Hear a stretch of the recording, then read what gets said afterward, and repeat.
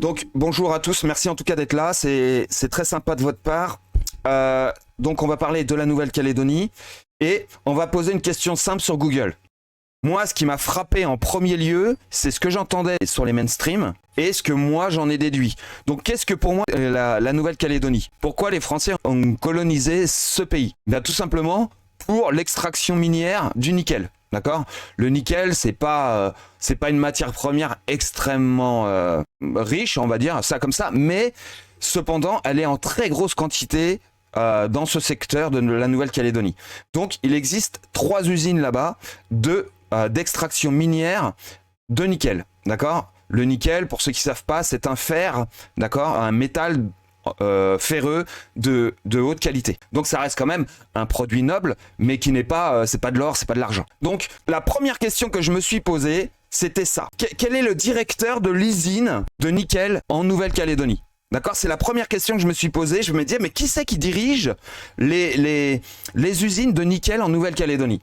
Donc j'ai tapé ça, hein, directeur de l'usine d'extraction de nickel en Nouvelle-Calédonie, et j'ai eu le résultat. Il y a marqué quoi? Direction générale, nomination de Guillaume Curec au poste de directeur général de la SNL à compter du 1er juin 2024. Tiens donc, c'est bizarre. On n'y est pas encore tout à fait, on est au mois de mai. C'est le bordel dans le pays parce que soi-disant, il y a une histoire on est bien d'accord, de faire pouvoir voter certains colonialistes qui sont là depuis plus de 10 ans, afin éventuellement de faire pencher la balance. D'accord? Déjà, c'est la première chose qui m'est venue à l'esprit. Je veux dire, si on demande aux gens, en tout cas si l'État français dit il faudrait que les nouveaux arrivants, entre guillemets, de un peu plus de 10 ans, puissent voter, hein, et changer un peu le cours de ce qui se passe, il faut comprendre pourquoi ils demandent ça, en fait. Donc, la première chose qui m'est venue à l'esprit, c'est l'usine de nickel, quoi. Et comme de par hasard, je tape ça, directeur de l'usine d'extraction de nickel, changement de programme, on change de directeur. Donc, je me dis, qui est ce putain de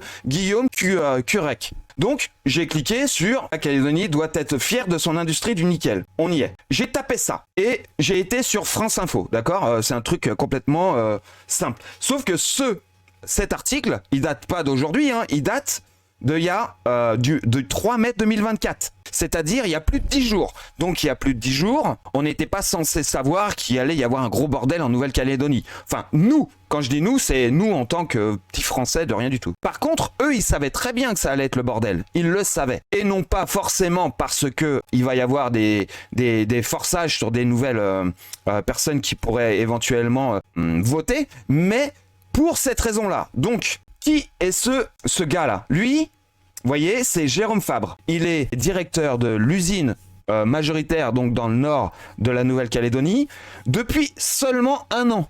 D'accord? Depuis seulement 1 an. Donc j'ai fait mes recherches, je me dis, et ils ont expliqué donc dans l'article que ce gars-là c'est un bon à rien. Ils ont donc fait en sorte d'en changer et de prendre son adjoint en tant que directeur, parce qu'il serait éventuellement meilleur que lui. Mais en fait, lui, j'ai fait des recherches sur ce gars-là, Jérôme Fabre. Eh bien lui, déjà, il en avait rien à foutre d'avoir cette direction d'usine de nickel, pour la simple et bonne raison que lui, il est déjà directeur de plein d'autres usines au Mali en quelque sorte et dans d'autres pays. Donc qu'il ait cette direction ou pas de cette entreprise, il en a rien à foutre en fait. Donc ils lui ont demandé à lui d'aller se mettre là pendant 1 an et de faire croire que c'est lui qui a fait couler la boîte. Ils allaient le remplacer donc 1 an après. Donc lui techniquement il était déjà au courant de ce qui allait lui arriver et il porte le chapeau de cette telle manière. Regardez. Alors, dans 1 mois, il quittera son poste de directeur général de la SLN. Jérôme Fabre sera resté 1 an à la tête de l'entreprise calédonienne, filiale du groupe Eramet. Le groupe Eramet, pour vous dire, c'est un groupe français qui détient 56% des parts, donc qui est actionnaire de 56% des usines d'extraction minière du nickel en Nouvelle-Calédonie. Et cette entreprise, donc le groupe Eramet, c'est un groupe donc français, mais comprenez bien que c'est un groupe français, mais dirigé par des entreprises suisses, d'accord? Parce que j'ai aussi fait mes recherches là-dessus, et en fait, qui c'est qui donne du fric à Eramet? Ce sont des Suisses, parce que les Suisses, c'est eux qui mettent de la thune pour que l'État français puisse donner du fric pour faire des extractions minières en Nouvelle-Calédonie. Donc, je reviens à ce que je disais. La Nouvelle-Calédonie, donc, elle a un concurrent sévère, sérieux, c'est l'Indonésie. D'accord? L'Indonésie, c'est une filiale qui est gérée par la Chine, à peu près à 80%. Hein, c'est un truc de fou. En Nouvelle-Calédonie, la SLN est gérée malgré tout par 10% des actionnaires chinois. Donc, je vais vous dire, les actionnaires, c'est 56% Eramet, 10% la Chine, et 34%, écoutez-moi bien,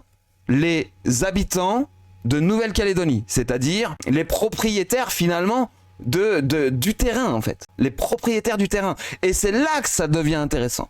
Parce qu'en fait, à partir du moment qu'il y a 34% des actionnaires qui sont dans cette entreprise, eh bien même Eramet ne peut pas faire ce qu'il veut. Qu'est-ce qu'ils sont en train de faire? Ils ont demandé à l'État français de créer, en tout cas en mode forcing, une loi. Jérôme Fabre, il est très connu, très connu, surtout au Mali. C'est un directeur, c'est un vrai fils de pute, hein, pour tout vous dire, pour rester poli. Lui, c'est un exploitant de taré. Hein. Mais il s'est fait prendre comme s'il disait que c'était un bon à rien, d'accord. Jérôme Fabre, je ne crois pas que Sylvain Néant ait été nommé PDG du groupe Eramet. Soyons sérieux, cela a été prévu depuis longtemps et je suis très heureux de passer le relais à Guillaume Quérec. Vous voyez? Donc il s'en bat les couilles, lui, de donner l'usine. Il s'en fout. Donc Jérôme Quérec, c'est qui? C'est aussi un très gros PDG, un gros dirigeant, aussi de entreprises minières au Mali également. On ira voir son curriculum vitae tout à l'heure. Donc c'est un truc de fou. En fait, tout ça, toute cette histoire en Nouvelle-Calédonie, mais je pense que vous le savez, c'est une histoire d'argent. Une histoire d'argent. Donc comprenez bien une chose, pour essayer de faire court. On a Eramet qui est majoritaire. Sauf que Eramet, ils sont dans le cacaboudin parce qu'en fait, la France est dans le rouge. D'accord? La France est dans le rouge. Donc, en plus de ça, on a les Chinois derrière avec l'Indonésie qui ont fait en sorte de faire, on va dire, pas tomber le marché du nickel, mais le faire baisser. Et eux, en tout cas en France, ça nous a vraiment embêtés. Parce que du coup, on s'est retrouvé dans une exploitation minière en Nouvelle-Calédonie qui était déficitaire. Mais déficitaire de plusieurs milliards de dollars. Hein. Je l'ai vu quelque part. Attendez, je vais vous le dire. Je vais essayer de vous trouver ça. Alors, sa dette colossale s'élève à près de 14 milliards de dollars. Voyez-vous. Alors, je vous lis un petit peu la fin, on va dire. Alors, reste que pour Glencore, d'accord, Glencore, les coûts de fonctionnement sont élevés et les conditions de marché actuellement très faibles, donc c'est que le cours en fait il était baissier, même avec l'assistance proposée par le gouvernement français. Et qui c'est Glencore? Glencore, c'est ce que je vous expliquais, c'est une entreprise gestionnaire de fonds en Suisse. Donc en fait, l'entreprise que je vous ai parlé tout à l'heure, Eramet, est gérée en fin de compte par Glencore, un petit peu comme ce que vous pouvez observer avec BlackRock. Vous voyez, les entreprises sont balèzes, mais celles qui donnent du fric pour pas faire couler les boîtes, eh bien c'est BlackRock. Eh bien là, Glencore, c'est exactement la même chose. Glencore, ils sont là pour renflouer toujours plus de fric pour pouvoir faire tenir des usines d'extraction minière dans des pays en quelque sorte défavorisés. Vous voyez ce que je veux dire? Là, ils le disent ouvertement, proposé par le gouvernement français. Donc, ce qu'a proposé le gouvernement français, je vais vous le dire juste après, d'accord? Si bien que les activités de Konya Bianco Nickel, bon, c'est une entreprise qui est de nickel en Nouvelle-Calédonie, n'est pas rentable, d'accord? Sa dette colossale s'élève à 14 milliards d'euros. Il indique néanmoins qu'il apprécie les efforts du gouvernement français pour revaloriser et sauver l'industrie du nickel en Nouvelle-Calédonie. Donc c'est là qu'on va commencer à discuter. 14 milliards d'euros de déficit. Hein. 14 milliards d'euros de déficit. Et regardez ce que Bruno Le Maire a proposé, parce que c'est lui qui a proposé. Et cet article, il date pas d'aujourd'hui, il date du 12 février 2024. 12 février 2024. Donc ça veut dire que l'histoire de ce qui est en train de se passer actuellement en Nouvelle-Calédonie était déjà prévue, en quelque sorte. C'était prévu, le gros bordel que vous allez voir. Et c'est pas fini, hein. Je vais vous dire, ce n'est pas fini, à mon avis. Il va y avoir des morts. Hein. Il va y avoir des morts, et ils l'ont dit aux infos, mais ils n'ont pas donné les vraies raisons. Pourquoi il va y avoir des morts? Je vais vous le dire après. Regardez, concrètement, les fours resteront chauds pendant 6 mois. Donc, dites-vous bien, c'est un article qui date du mois de février. Donc, ils expliquent qu'ils ont à peu près, je sais plus combien d'employés là-dedans, je sais plus, attendez, c'était marqué quelque part, je l'ai vu. Alors, c'est peut-être pas dans cet article, c'est peut-être dans un nouveau. Bref, je sais plus combien, ah oui, 300 salariés, d'accord, conserveront leur poste pendant la période de transition, d'accord? Parce qu'en fait, ils vont garder les fours chauds pendant 6 mois. Parce que le fait de les éteindre, on est bien d'accord qu'en termes d'énergie, ça va coûter du fric de dingue à l'État français. Ils vont payer ces 300 salariés pour garder les fours chauds afin d'avoir le temps de changer de direction, donc l'adjoint qui va passer donc directeur, et le temps aussi de nous prendre, nous, francophones de métropole, des impôts afin de payer ça. Donc ça, attendez, c'est où le budget a été alloué pour cette période de transition, indique la communauté. Ok, sans fournir les détails financiers, ce maintien à chaud doit permettre de relancer rapidement l'activité. Si un repreneur était identifié dans les 6 mois. Bizarrement, vous voyez, ils attendent un repreneur. Donc ça veut dire qu'ils changent de directeur, mais en même temps, ils cherchent un repreneur. Ça veut dire qu'en fait, les parts françaises, une partie des parts françaises vont être revendues à quelqu'un. Mais on ne sait pas encore qui. On le saura certainement après la guerre. Hein, vous avez bien compris. Donc, Glencore détient 49%. D'accord? Donc, en fait, l'entreprise que je vous ai dit tout à l'heure, Euronest, qui est à 56%, en fait, dans ces 56%, Glencore en détient 49. Donc vous voyez le business de taré, quoi. C'est un truc de fou. Les 51 restants appartiennent à des intérêts publics. Donc en fait, c'est faux. C'est pas 51%. C'est beaucoup moins que ça. Parce qu'en fait, il y a 10%, comme je vous ai dit tout à l'heure, qui appartiennent aux Chinois. Tenez, je vais vous le montrer si vous voulez. C'est marqué ici. Vous voyez ? Euronest, 56%. La Nouvelle-Calédonie, donc la province de Nouvelle-Calédonie, 34%. Et les Chinois, 10%. Ok? Donc je reviens sur mon histoire. Donc moi, ce que je veux vous montrer, c'est combien le cabinet du ministère de l'économie a aussi insisté sur le soutien exceptionnel déjà apporté à KNS, pour lequel il n'est pas possible d'aller au-delà.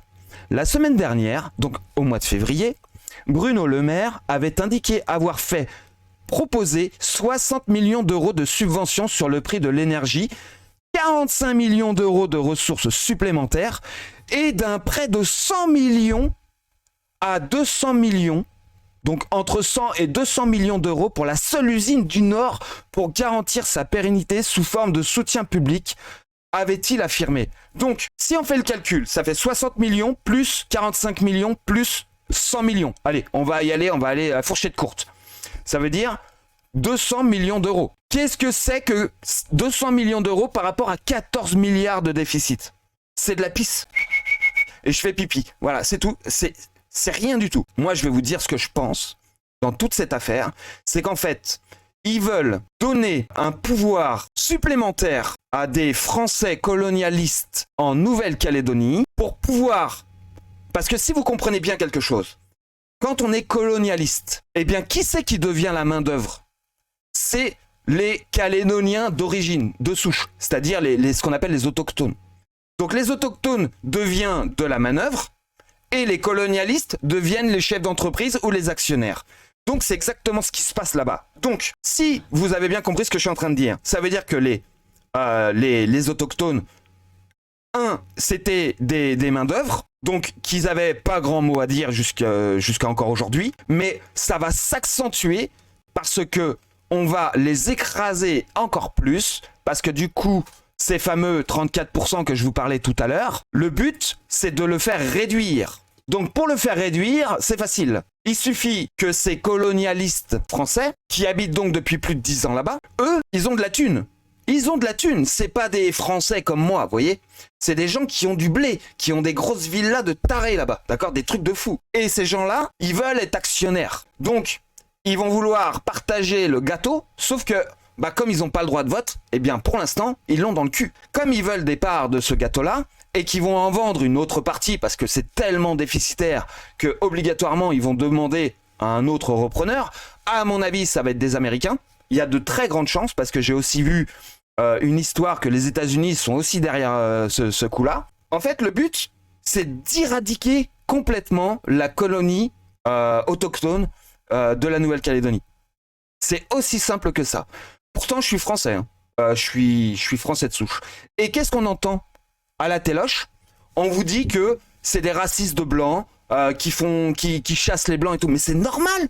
Ils sont en train de les écraser comme des mouches. Donc les mecs, ils vont sortir les fusils. Hein. C'est sûr. C'est sûr. Moi, ça me rend fou. Parce que de voir ce qu'on entend à la télé... Ah oui, parce qu'il y a aussi autre chose qu'il faut comprendre. C'est que, un, c'est une histoire de pognon. Deux, faut comprendre aussi une chose, c'est que ces fameux autochtones qui sont de Nouvelle-Calédonie, c'est comme si vous aviez... voilà, vous êtes chez vous, vous avez une maison avec un terrain. Et dans ce terrain, vous avez une source qui passe dans votre terrain. Vous avez des voisins qui sont autour de vous et qui ont besoin de boire. D'accord? Ils ont besoin de boire parce qu'ils n'ont pas de flotte chez eux, mais ils savent que chez vous, il y a une source. Donc ils toquent chez vous et disent, excusez-moi...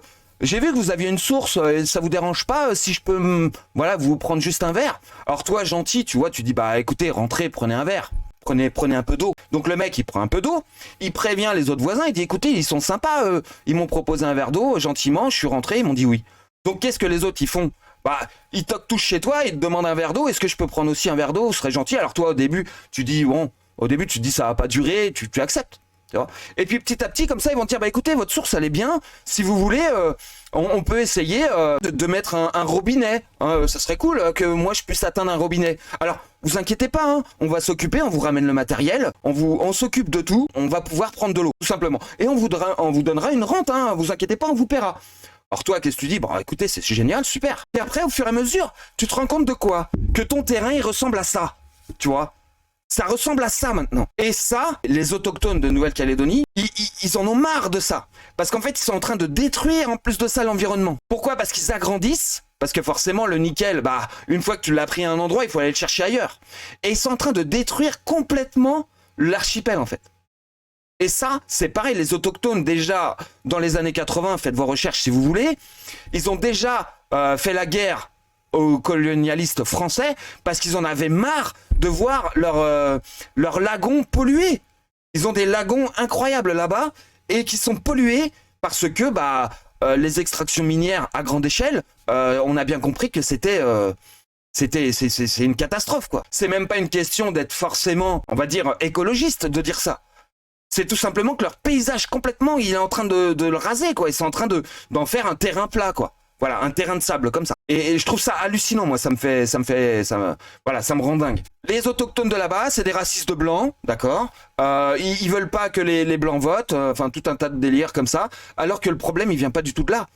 En fait, il vient tout simplement de leurs ressources, comme au Mali. Exactement le même problème. Et c'est pour ça que tout à l'heure, quand j'ai posé la question, il m'a dit que c'était comme au Mali. Mais c'est exactement ça. Donc voilà, je voulais vraiment vous parler de ça. Donc maintenant, je voulais aller voir avec vous autre chose. On va aller regarder le cours du nickel. D'accord? Le cours du nickel. Allez, on y va. Et je voulais vous... N-I-K-E-L, d'accord? Nickel. Et on va regarder vraiment si c'est vraiment catastrophique, comme il est dit à la téloche. Hein. Tout le monde vous dit que le nickel, il se casse la gueule et tout le machin. Donc, on va vérifier ensemble. D'accord? C'est aussi simple que ça. On va faire ce qu'on fait d'habitude et on va le faire. Graphiquement, on va regarder si vraiment c'est une catastrophe ou pas. Allez, c'est parti.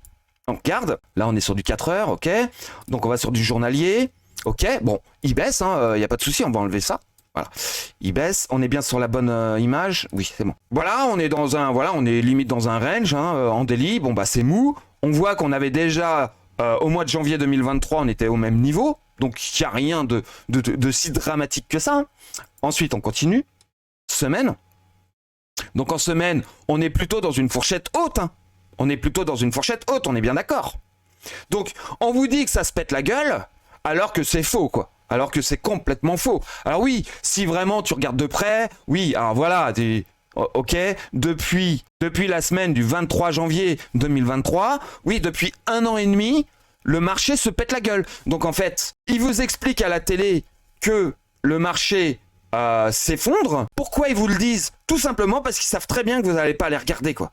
Ils savent très bien, il y a 99% des Français qui vont pas aller voir le cours du nickel si c'est vrai ce qu'on vous dit ou pas. Alors que c'est complètement faux, quoi. C'est complètement faux. Donc, voilà, en semaine, c'est comme ça, d'accord?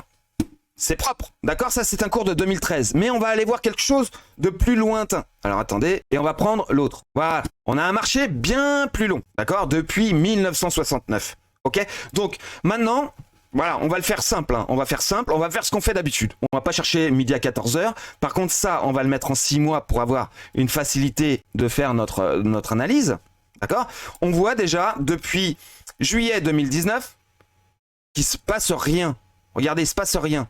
Mais pourquoi il se passe rien? C'est parce qu'en fait, elle est complètement éteinte. Et vous savez pourquoi elle est complètement éteinte? Mais je vais vous montrer quelque chose, parce que je crois que c'est un truc de fou. Donc, regardez. On positionne ça. Donc, on est où ici? Regardez, en plein milieu, 50%. D'accord? Là, ça, ces petites barres-là, c'est parce qu'en fait, le cours, il n'est plus géré de la même manière. Je vous explique pourquoi. Regardez, je reviens sur nickel ici. Donc, c'est celui que je vous ai montré juste avant. Et vous avez celui-là.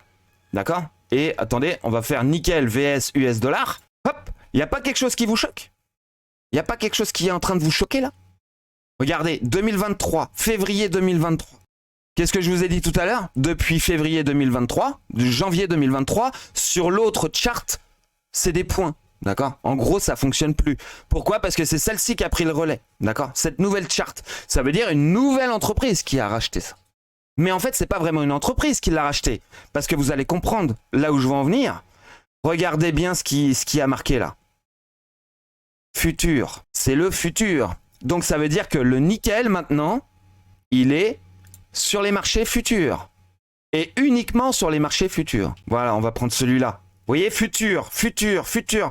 Tout ça, c'est que des marchés futurs. Maintenant, le nickel, il est uniquement sur les marchés futurs. Ça veut dire que les actionnaires, ils s'en foutent limite de ce que c'est que le nickel parce qu'ils mettent du levier dessus. Voilà. Donc maintenant, c'est devenu ça la norme. C'est un truc de fou. Semaine. Regardez, depuis 2015, on est sur les marchés futurs. Ok? 2016, 2015. Et regardez, je sais pas c'est sur quel article. Attendez, je vais essayer de le retrouver. Non, c'est pas celui-là. Est-ce que c'est ce... Attendez, c'est pas... Pourtant, c'est les mines en question. Ok, les années 90. 20 ans se sont écoulés. 2008. 2006. Ok. Il s'est passé un truc en 2000... Voilà. Le 16 mai 2017, Amine ParisTech, en analysant les débats entre citoyens, administration et entreprises. Écoutez bien. Citoyens, administration et entreprises, ils étudient comment de nouvelles revendications apparaissent et la façon dont les acteurs se structurent. En arrière-plan, c'est une nouvelle façon d'organiser la vie démocratique à l'échelle locale qui se joue. Comment ces controverses permettent-elles de créer une identité à laquelle s'attachent des citoyens?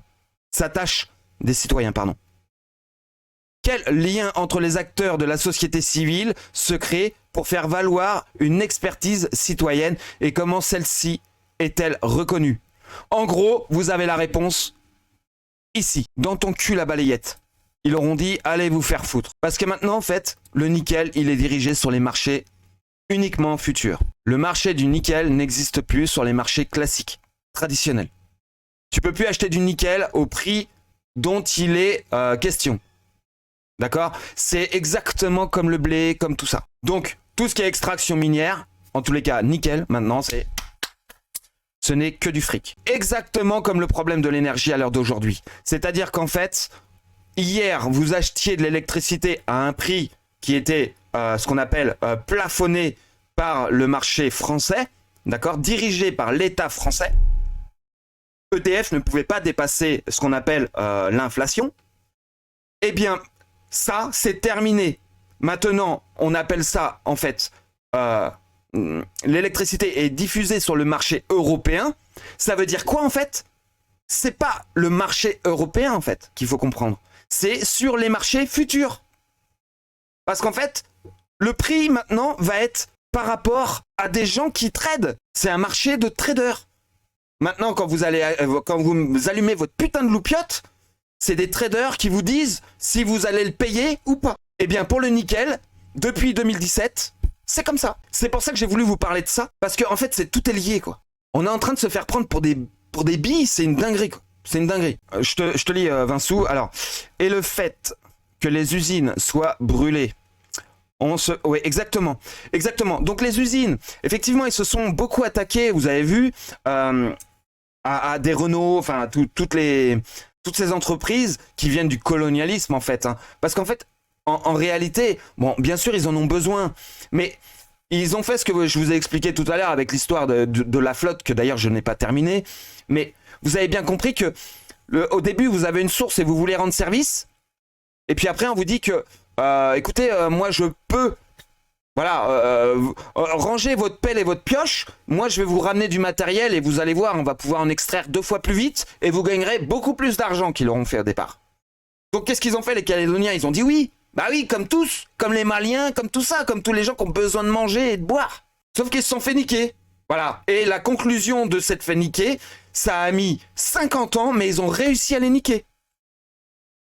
Parce que c'est depuis les années 70... allez, début 80, que, en fait, les autochtones ont mis un holà, si vous voulez. Parce qu'en fait, ils se sont laissés marcher dessus pendant 100 ans. C'est simple. Depuis 1880, tiens, bah attendez, je l'ai là, d'accord?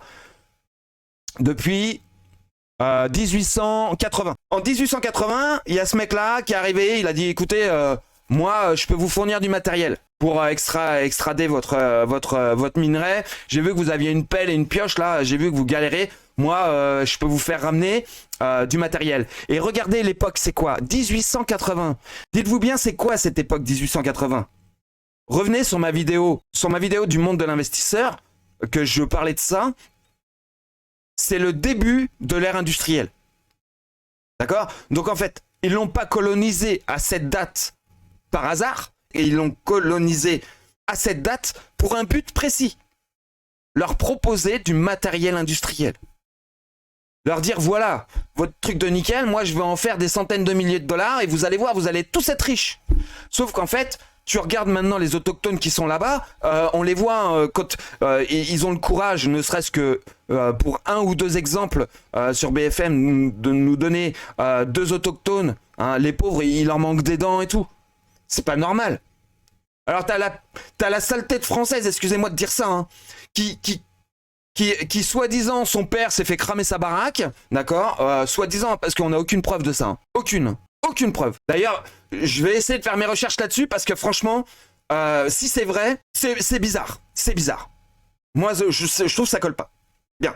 1880, mon industriel, ils leur ont dit vous serez riches et du coup aujourd'hui, qu'est-ce qu'ils ont? Ils ont plus de dents les mecs. Mais j'ai honte d'être français, je vous jure, j'ai honte.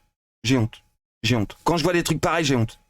C'est un truc de ouf. Ouais, c'est de la corruption, ouais, totalement. Ben voilà, je voulais vous parler de ça parce que moi, vous voyez, c'est des trucs qui me minent, hein, en fait. Hein. Moi, je me mets à la place des gens comme ça et moi, ça me rend fou, quoi. Ça me rend fou.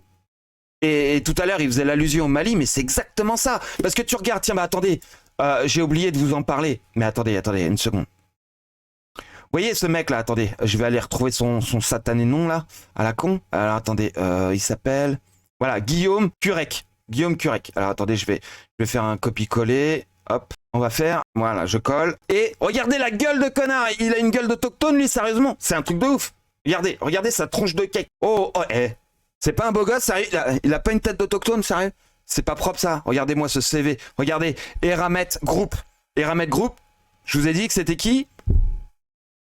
Voilà, l'un des plus gros groupes français, qui est géré par un groupe suisse, hein, d'ailleurs, hein, je l'ai dit au début.